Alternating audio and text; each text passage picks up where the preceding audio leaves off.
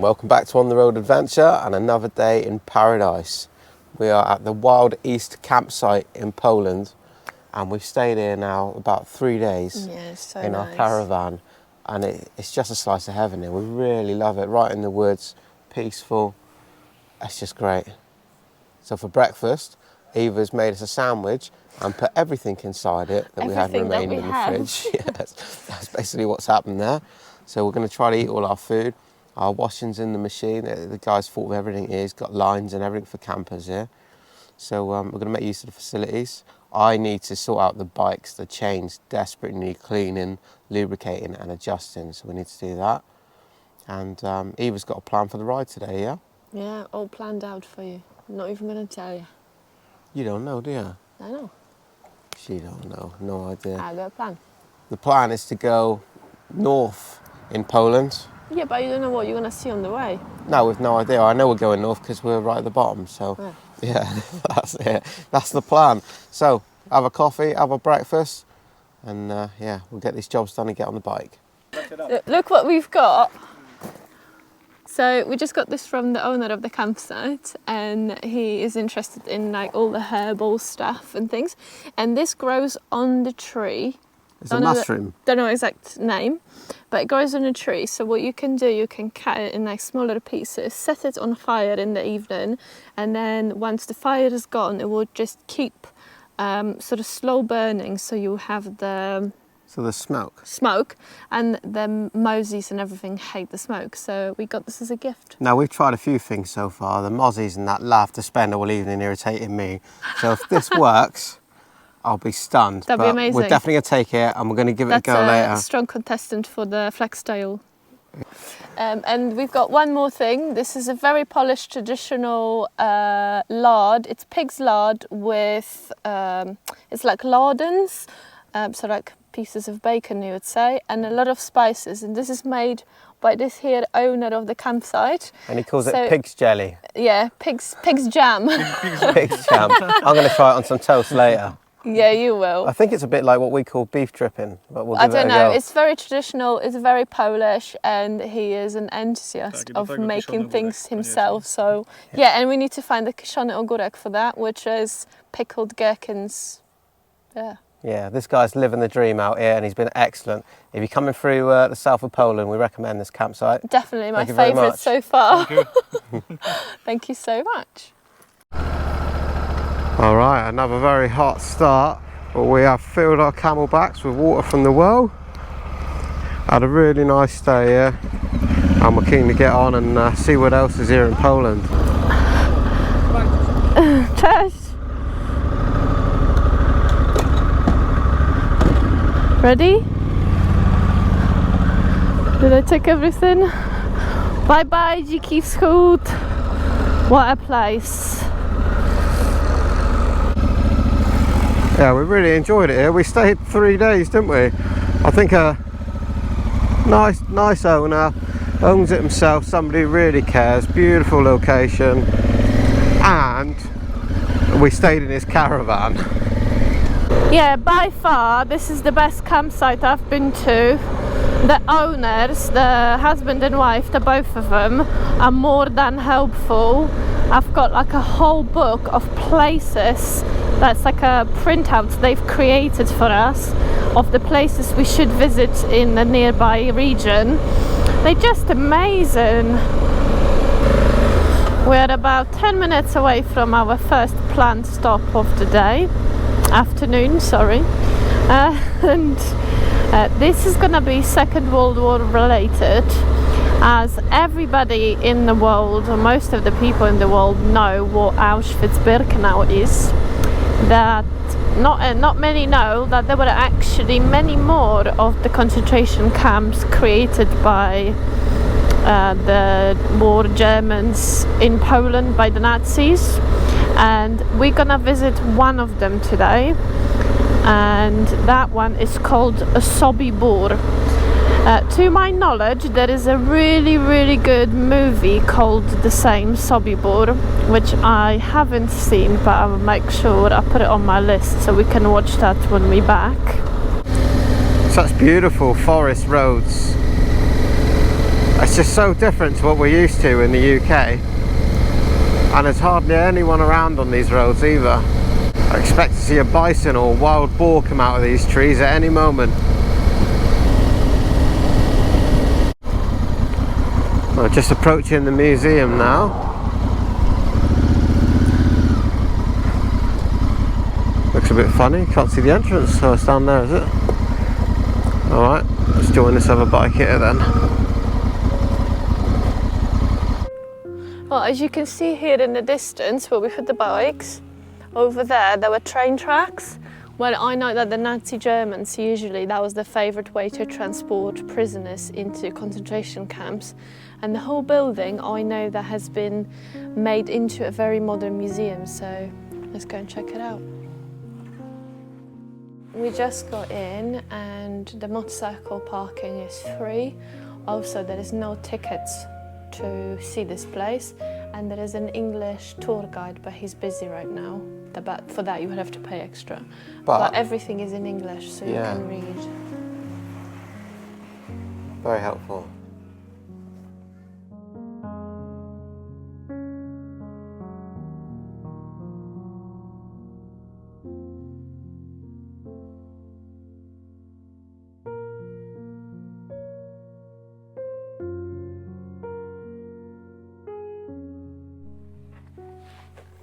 We just had a walk around the museum and learned a lot more about what went on here, and it's shocking. You know that what the score is. We all know what happened at these extermination camps, but when you see it and read it for yourself, and you're looking at the photographs of the men that were here and maintaining these camps, you can't believe that humans can do that to each other. Well, so this is the starting point of the uprising that happened in here, where 300 prisoners managed to escape. Some of them didn't quite make it really far, and they were later captured and murdered, and everyone else that stayed was murdered, but 9 SS soldiers were murdered as well.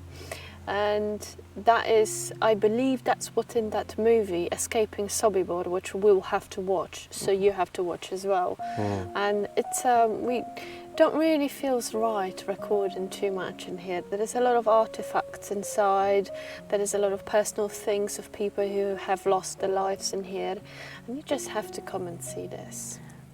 What they did on these camps is that they segregated some of the Jews. Everybody was given jobs, and some of them had the worst job of all, and that was exterminating the other Jews that were here. And so they kept those guys separate so that they never told everyone else exactly what was going on. And one of the artifacts here is a big hook. Picture a spade with a handle at one end and a hook on the other. And when the screaming died down in the showers, they went in with these hooks and they grabbed the bodies and they just dragged them out and took them back over to the train tracks.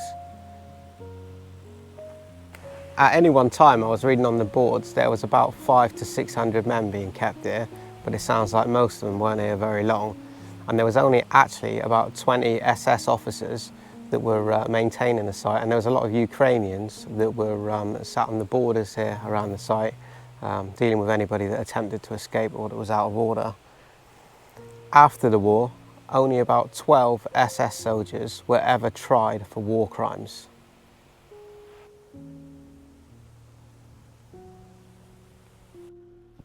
So the actual village of Sobibór is around us, just over there.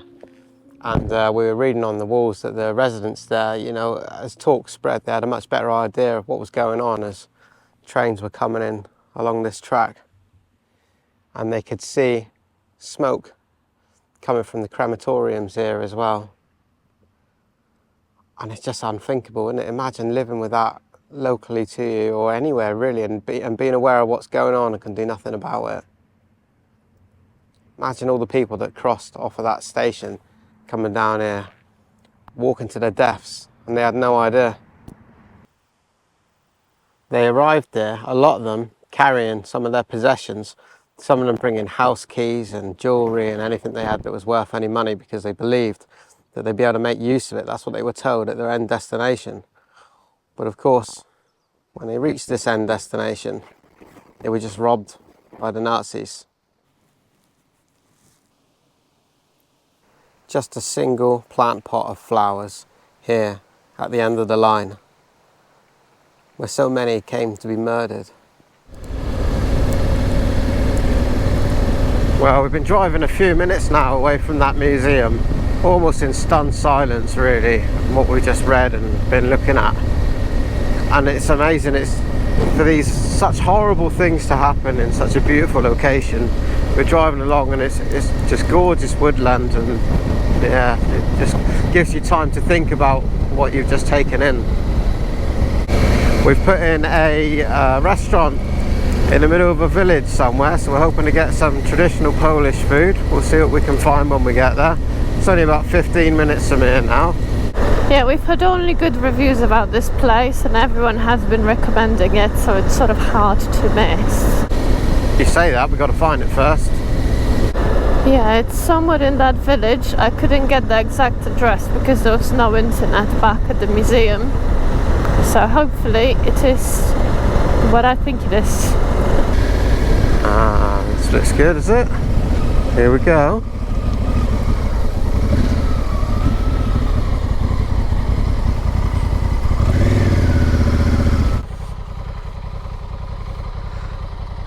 We just made our food order.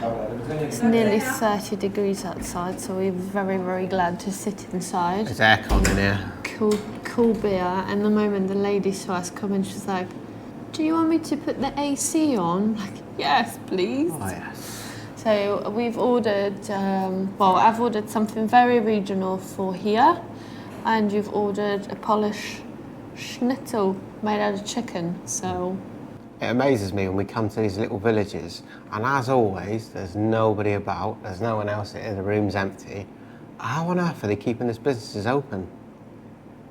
Because if it's the only restaurant in the region, there's two in this village. One is traditional food, ice cream, coffee, all that sort of thing, and the other one is pizza, and they're both apparently brilliant. Well, in fairness, the guy that recommended this place to us was the campsite they were at this morning, so people must travel to these places. Yes, and they only have 5-star reviews and things like that. So, and then people do come to restaurants here, maybe even more if there is less to choose from. So the food has arrived, have a look at that. That's good. Beautiful schnitzel, cucumber salad, really nice potatoes. And this is a regional dumpling with meat and salad. Okay, this was really relaxing. And we were just discussing with Rich that everyone we seem to bump into, they have so much time to like sit, speak to us, ask everything about, and tell us stories about the area and whatnot. And everyone is just so chilled. That was like sitting in the ladies' front room eating her dinner, which was very good, by the way. It was all homemade. Apparently the chicken is her own from the farm and all the rest of it. Everything is organic, apparently. But like Eva says, it just seems that everybody we bump into when we're travelling in Europe seems to have so much more free time than us. We don't get it. Anyway, a campsite has been located about an hour from here. Continuing the theme of eco-friendly by the looks of it. It looks like a nice quiet place. That's what we're hoping for anyway. So we learnt the storks are up here on top of this pole, and these nests are absolutely everywhere, and the storks are as well. And we learnt from the last campsite owner that apparently the fire brigade will come along and maintain the nests. So if one looks a bit dodgy, or it's going to fall off, or there's been some heavy weather, the fire brigade will actually come along and they'll firm it up again and do whatever's needed so it doesn't fall down. I think they're amazing animals. I can't get over how far they go and they return to the same nest in the same village with no sat-nav. It just blows my mind. I think they're really cool.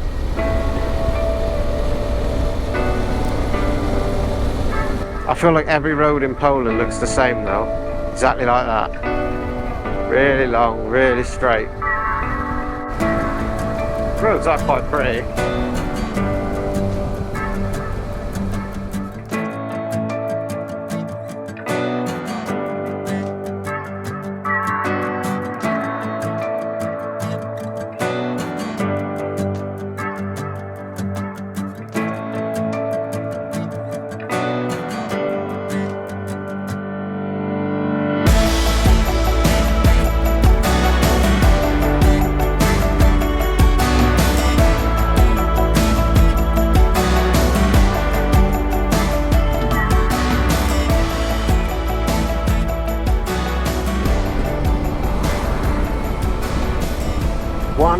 the other we get overtaken at 90 here.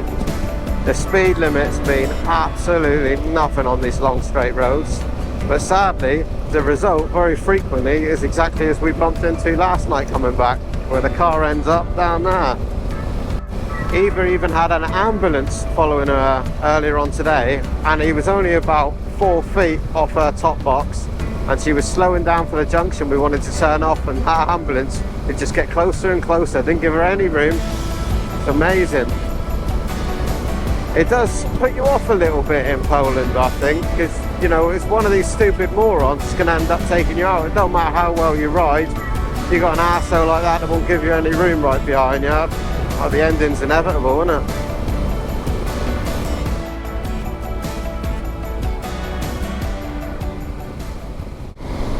So as you can see on the sat-nav, we're running right along the border with Belarus now, but we've decided it's probably a good idea not to go in there right now. They've got a lot of problem with migrants and things on the fence.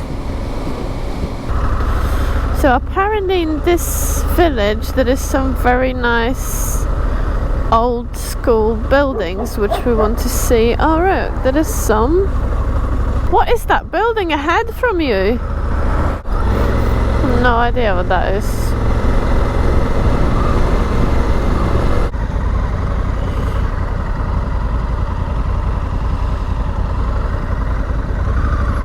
We're supposed to be doing a U-turn to go back to that village, but we saw this wooden thing with steps up it, which is crying to be climbed, isn't it? Yeah. Ah, it's a terrible idea, isn't it? Yeah, of course it is. Wonder what it's for? Don't know, it's to kill the animals or something, to scare them away from the cornfield. I think so. I have absolutely no idea.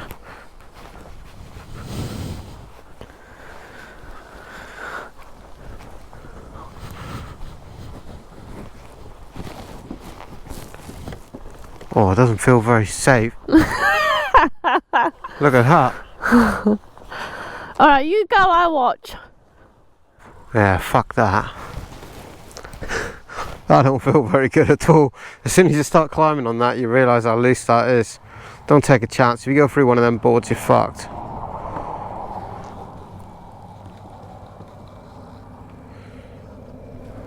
That's alright. It's okay, but if you don't want to go, that's fine. Oh, for fuck's sake. Go on, let me go. No, it's alright. Oh, right, it's right for me to go up, but you don't fast it much, that is it? Ah, what are the odds it's going to fall because I've gone on it? High, quite high. Yeah, for all we know, nobody's used it for 100 years. Let's not take the gamble on it. The kids obviously come here to get pissed at all the cans are there. God knows what else. Yeah, exactly. Look at that. Alright. What's in the village?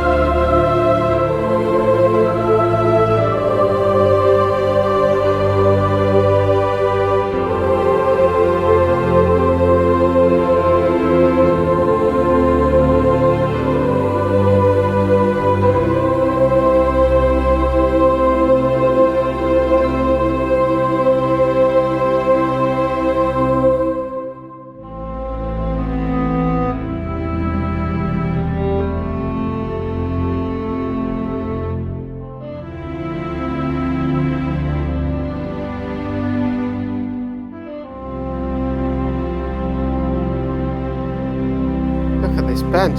Stalks carved into it. That is pretty impressive. That's amazing.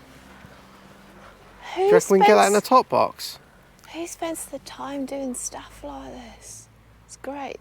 That is time well spent, if you ask me.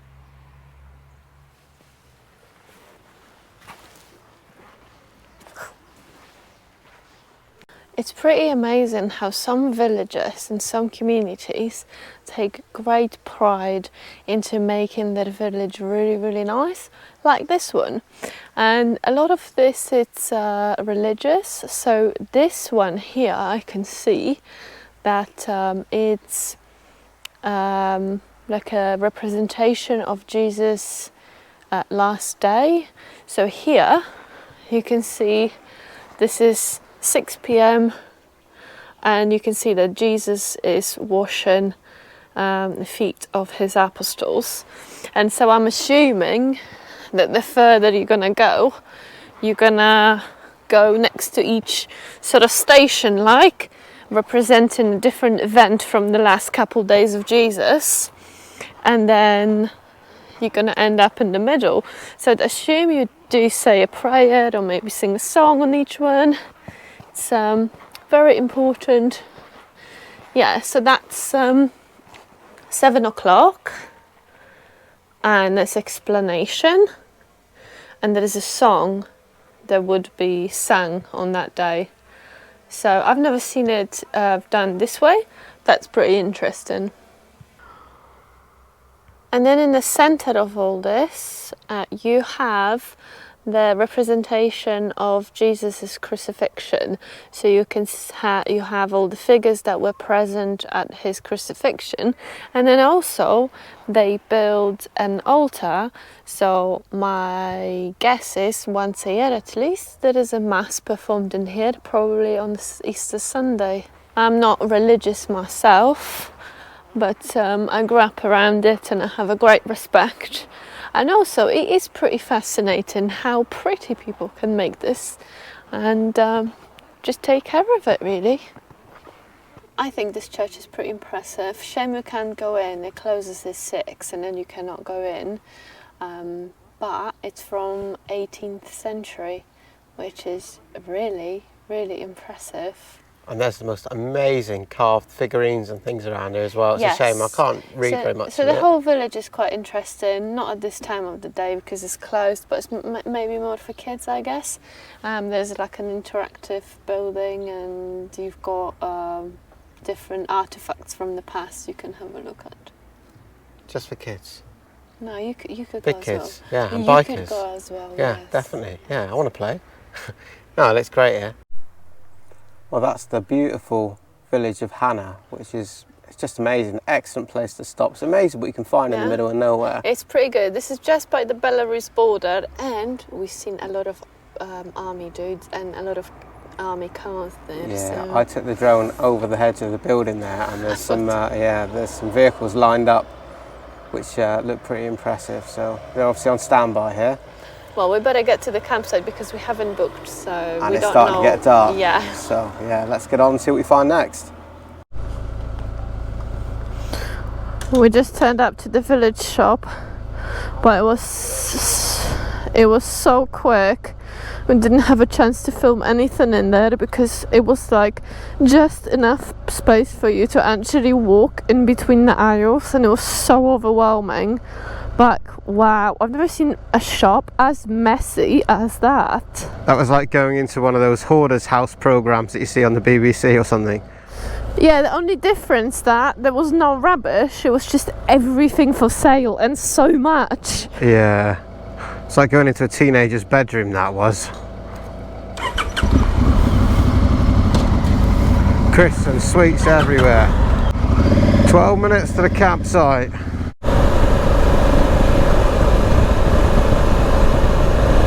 Everything just happens so slowly in here. Everyone's got time. All the roads are so quiet. And the sunset is just beautiful. I don't know how much of this you can see. It's right behind the forest there. That is just lovely.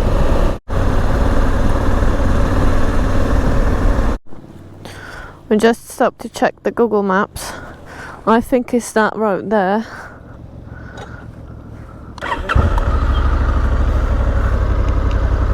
Okay, wait, I'll go first. You going or what? I go then. I think it's here.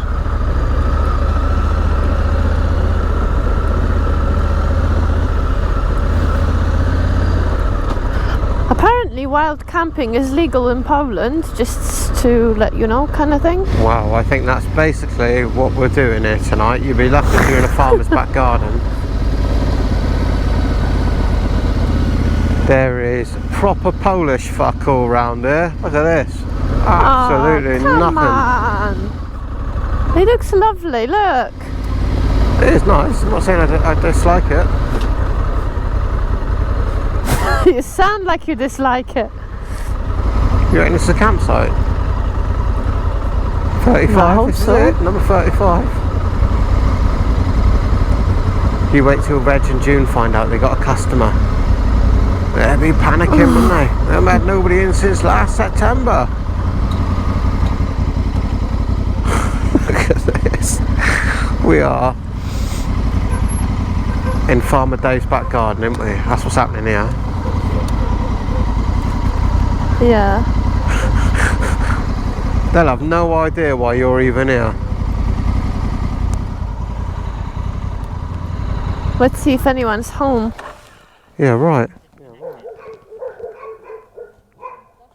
That's like a foreign car. There ain't no reception here, is there?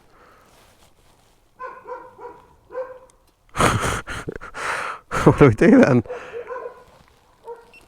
Some dogs? You like dogs? There are some dogs. The house is pretty. Well, go knock on the door, see what happens. Must be somebody here, surely. You'd think they'd come out though, wouldn't you? Farmer's in there going to get his shotgun.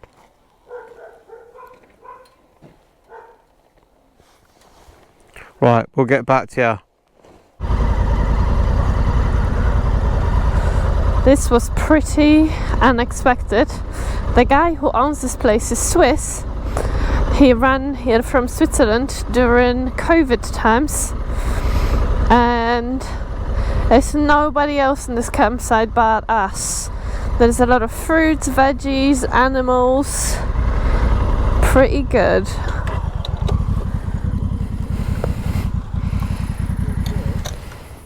How lucky this was. The Swiss guy running a campsite in the middle of nowhere in Poland, speaks perfect English and all that. Well, we didn't ask actually how much this camping is, so hopefully we've got enough money. We didn't. We need to find currency exchange point, but it's quite difficult in here. So we chased that euros. He probably takes euros as well. So yeah, we just pitched up, but it's pitch black by the time we're finished. Because we spent so long talking to the guy, he's shown us around his entire property. His fruits, his fruit trees, he's got nuts and all sorts. So he said we can eat all the fruits and all the veg that we want, and it's all nice and organic, no problem, no need to even wash it.